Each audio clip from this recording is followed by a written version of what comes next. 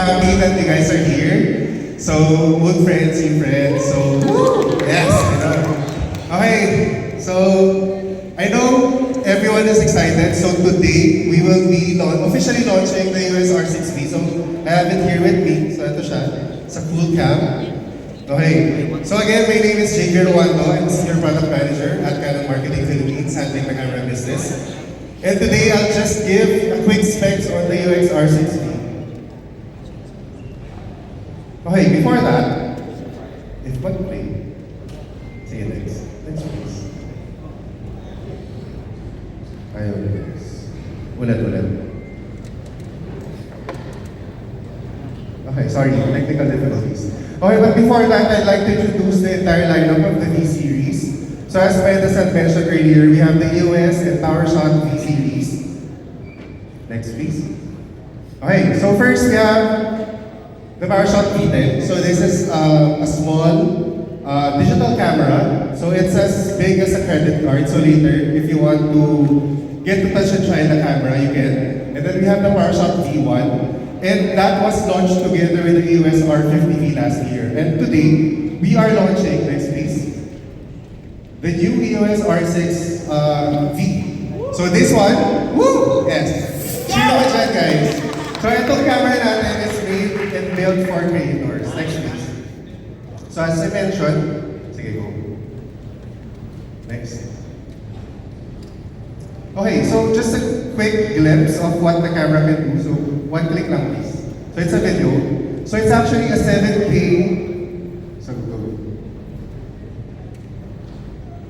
Okay, it's a 7K open gate mirrorless camera. So what is open gate? So basically open gate is you record the full sensor size. So that's 3x2. And then when recording 3x2, you can resize it. So 16x9, 9x16, and even 1x1 without having any loss on the quality of the camera. So, sige, next. Bababa na lang ako para makikita mo rin siya. And para makikita ako. Okay, next please.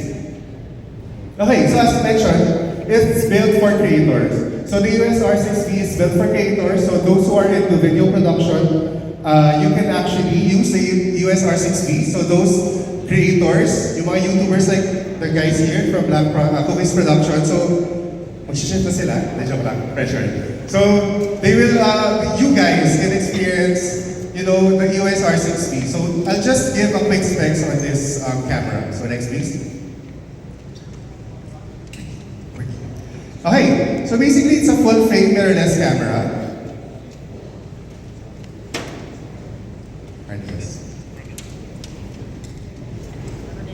Okay. And like I mentioned, it's a 7K full frame sensor camera. So, like I said, it's open gate. So this is a quick example of what an open gate can do. So next na lang tayo. Next please. Sige. Okay. So this is how the open gate looks. As you can see, one capture many frames. So makikita nyo, it's using the entire screen or sensor of the camera. And the next, we'll transition to how it can shoot. Go ahead. Okay.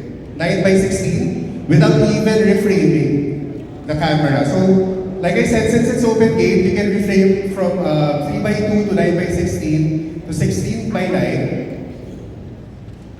which is next. And even 1x1, so a square format. Okay, 1x1. No.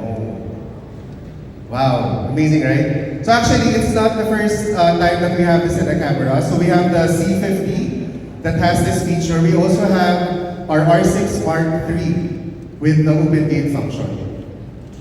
Okay, so next na tayo. Okay, next. So when it comes to building or creating your stories, ano ba yung magbibigay sa'yo ng inspiration or ng, you know, ng feel of your video? Basically, colors. So, what's good about this camera is that you can customize with the color mode of the camera. So, I'll explain. So, what's the color mode? First, next please, is that it has a preset of 14 different colors. So, these 14 different colors inside the camera is, you know, pwede nyo siyang iset and then you shoot already and then you choose from those. But what's interesting is, next,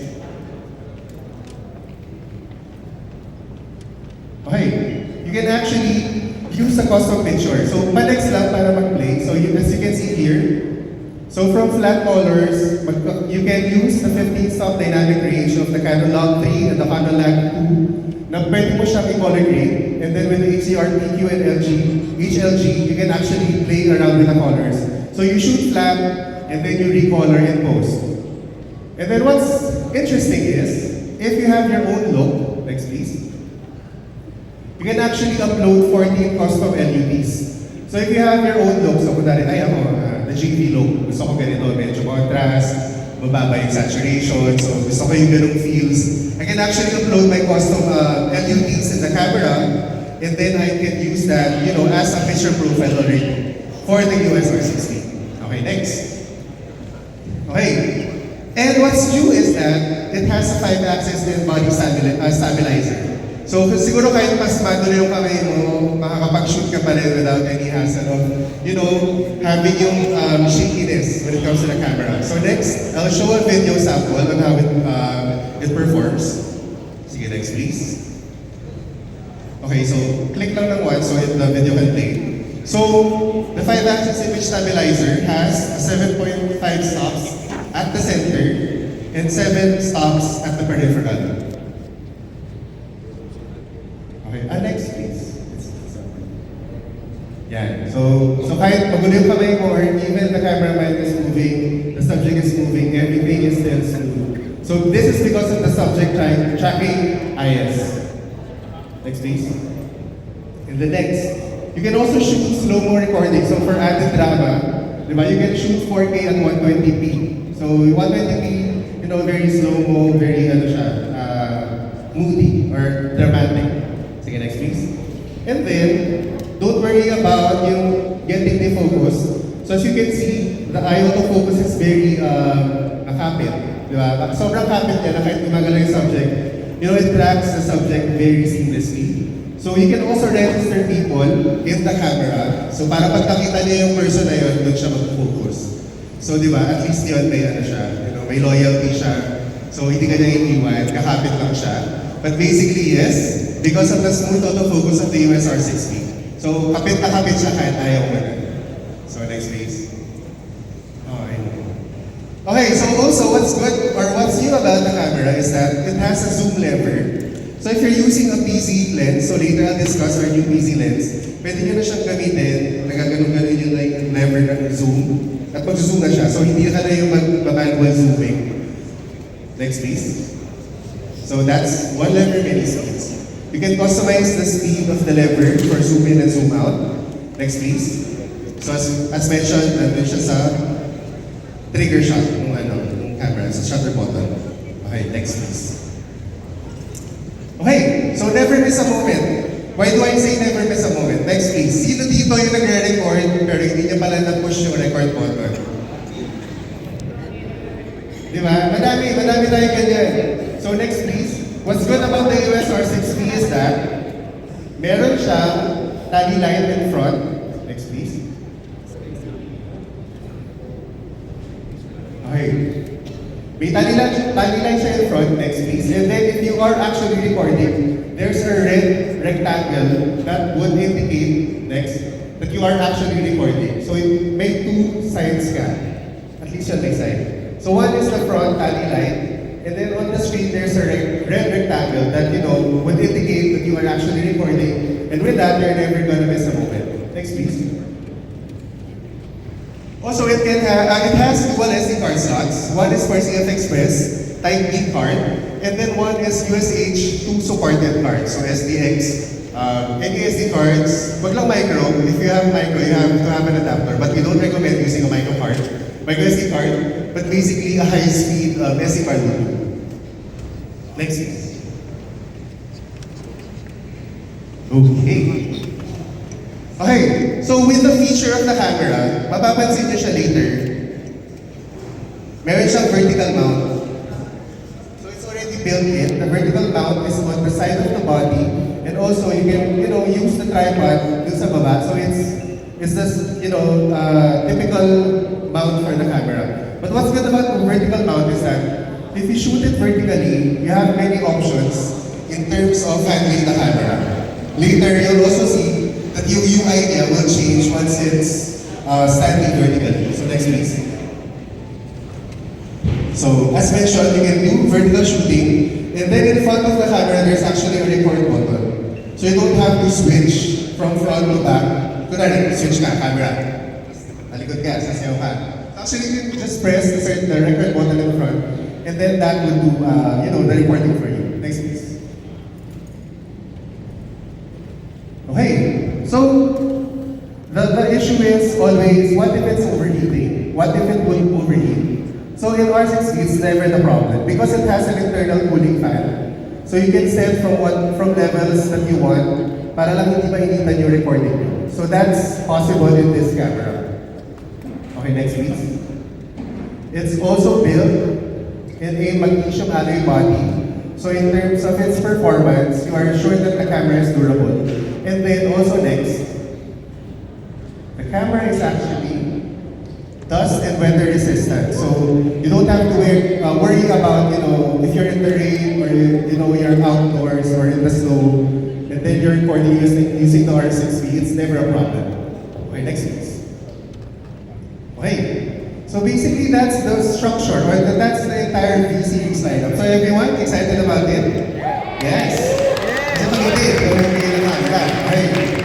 So very quick, I'll just discuss the price of the camera. So syempre huli natin sa R6V. Okay, we start first with the V10. The V10, with its tiny body, is priced at 21,998. It comes with a free micro SD card, 64 gig.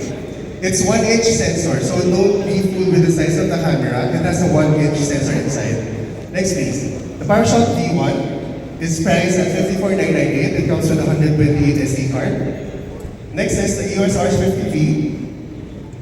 The EOS R50V comes in two colors. Next please. It comes in two colors. We have the white and the black. The price is at 56,998 with 128 SD card. And now the price of the camera that you're actually waiting for. So next please. Very affordable siya. Okay, the R6V is priced body only at 148,998. It comes with an SD card, 128 gig. And with a new lens, 24 to 50mm power zoom, it's at 229,998. So very affordable. The price of the lens itself, later I'll announce, but if you combine it together, getting the kit is very, it's worth your money. Okay, next. So since we are still on pre-order season, so you can actually get your EOS R6V camera with a pre-order bundle of a 256 gig CF Time Express card, Type B, and then with a PGY Tech 16-liter pack, one go. So yung makita nyo sa harap later. So that big bag, it comes with a free, with the purchase of every EOS R6V. Next please, I'll be discussing now the lens. So this is our new RF lens, the 20mm to 50mm f4 power zoom lens. So this is an additional lens in our lineup. As mentioned, it's PC because it's power zoom. So you can control the zoom inside the camera's body. Okay, next please. Okay, so the 20 to 50mm lens is at focal length of course, 20 to 50mm. And then it has a minimum focusing distance. Next please, para mag-play. So as close as that, that's 0.24 meters. So in terms of the focusing distance. Okay, next. And then like I mentioned, the power zoom. So the lens actually has a toggle of power zoom. So you can choose between power zoom and manual zoom. So next please. So this is one setting of the lens. So you can actually zoom in very dramatically. And even zoom out, adding drama to your video. Okay. So that's 20 to 50mm. Okay, next please. And now, this is the price. The price of the RF 20 to 50mm f4 power zoom is at 99,998. And then we also are announcing two new accessories. The HG200 DVR. So this is our hand with a Bluetooth function. So it's priced at 9,000. And then, separately, you can buy the remote, the BRE2, at 3,900. So I guess, that's it for my presentation this afternoon. I'm sure everyone is excited with, touching and trying the EOS R6V. I hope you guys are as excited as us. So I hope we have converters and new R6 V users here later. So again, my name is Jake Rowan and have a good day. Thank